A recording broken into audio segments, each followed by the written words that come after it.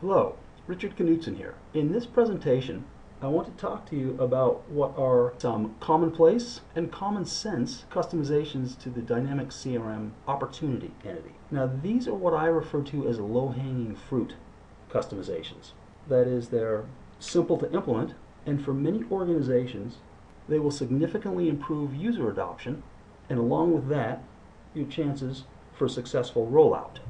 Now, the fact that I referred to the entry point of the Dynamic CRM sales process by its given name, Opportunity, leads me to the first and perhaps the easiest of these customizations, which is to refer to this thing by the term most familiar to your organization. Some organizations refer to this as prospect. Some use the term potential sale. Work with organizations that think of it as a potential project. Working with an organization now that uses the term forecasted sale.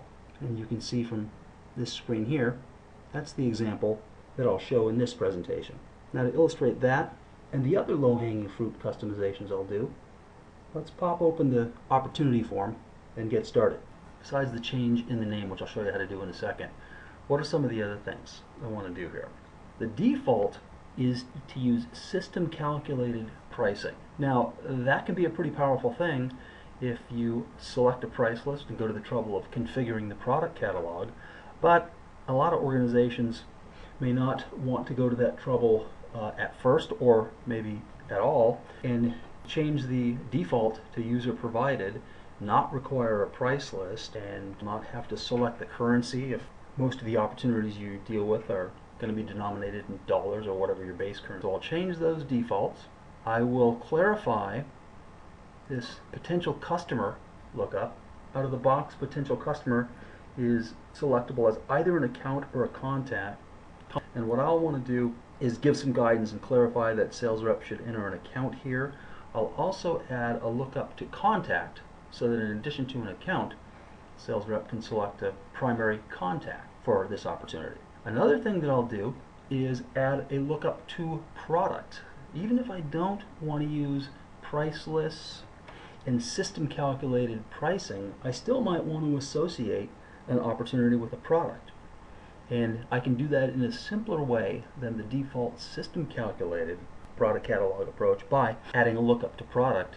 So let me show you how I make those changes. Now I'm going to customize the opportunity entity.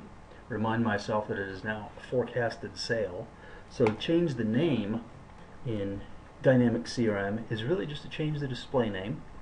So you can see I've changed opportunity to forecasted sale, plural name, cleverly to forecasted sales. Got a little bit more work to do because I've got a number of views that I'll need to change. So instead of closed opportunities, let's open up these views one by one and change the view properties. In this case, I'll call it closed sale. And I could go through there, and I won't make you watch me do every one of these, but it's not difficult. It's just somewhat time consuming to go through every one of those. So I won't do that now, but let me make the slightly more interesting ones now. Let's create two many-to-one relationships. So these will make opportunity a child entity to the primary entity, and I want contact.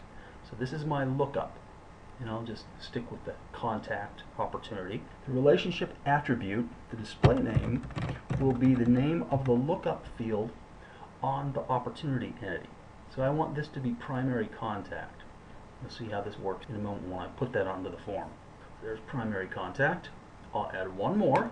This is going to be a lookup to product. Primary entity, type P a couple of times. We'll accept the default name, and I'll go ahead and use product as a display name. Save and close.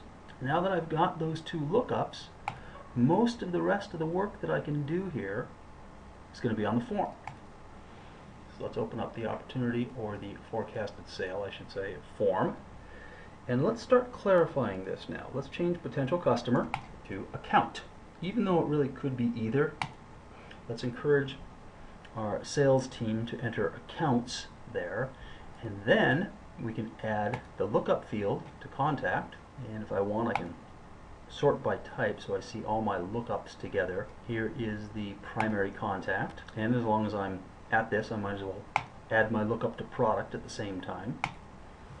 So now I'll arrange these. I'll put primary contact immediately beneath account. Now, let's start cleaning up this form a little bit. Currency doesn't need to be on the General tab. Let's kind of hide that behind the scenes on the Administration tab. No reason to take it off the form. In fact, I can. It's required. But I can move it to the Administration tab and put it in the background there and not clutter up the main information area in the General tab here with things that 90% of my opportunities won't need to be changed. Let's do the same thing for price list for that matter, as long as we're here. So I'll open up price list and let's move that to the Administration tab. We're not going to be selecting different price lists if we don't really configure the product catalog. So I've got account, primary contact, there's my lookup to product. Now we're almost there. The only thing we haven't done yet is we haven't changed the default from system calculated to user provided pricing. So let's finish that off, and to do that I need to make a change to an attribute, and the attribute that I want to change, you might not know it because the label doesn't appear on the form. Display name is revenue. This is the revenue field. I'll sort by display name and scroll down until I see it. Here it is. The actual name of the thing is revenue system calculated. It's a true false bit field, and here's the issue. Default value is system calculated. System calculated is fine, again, if you want to use the product catalog in the standard configuration, go to the work of setting up the product catalog and entering a quantity and letting Dynamic CRM multiply that by the price and all that sort of thing. But a lot of people just want to do user-provided pricing, just enter a value. So I can change the default. This is actually a pretty simple thing right there that can save plenty of organizations lots of time. Now let's go to the form again, see if there's anything else we got to change about this form. Well, as long as we've changed the default on this field here, we might as well move that field. Let's hide that as well. And I'll show you what this does. It's confusing because this, even though it's labeled revenue, this is not where you enter revenue. Users will enter revenue here on the estimated revenue field. And now that we've got all our defaults set and the form cleaned up, go ahead and save and close, publish those changes, and now I go enter a new forecasted sale, or opportunity again, the CRM parlance. Got a somewhat simpler form to work with. I'll look up an account here, primary contact, wherever the contact might be. See if I've got myself in here. There we go. A simple lookup against the product, and if what I'm selling is a Stinger 20-foot cable, I can go ahead and select that. Now notice revenue is a simple fill-in. That's because I've changed the default. There's my change in the default to user provided. Currency, prices, all this other stuff that normally isn't going to get used in these scenarios. I can just pop that under the administration form. I could disappear most of those things from the form if I wanted to as well, but this is a pretty reasonable way of doing it.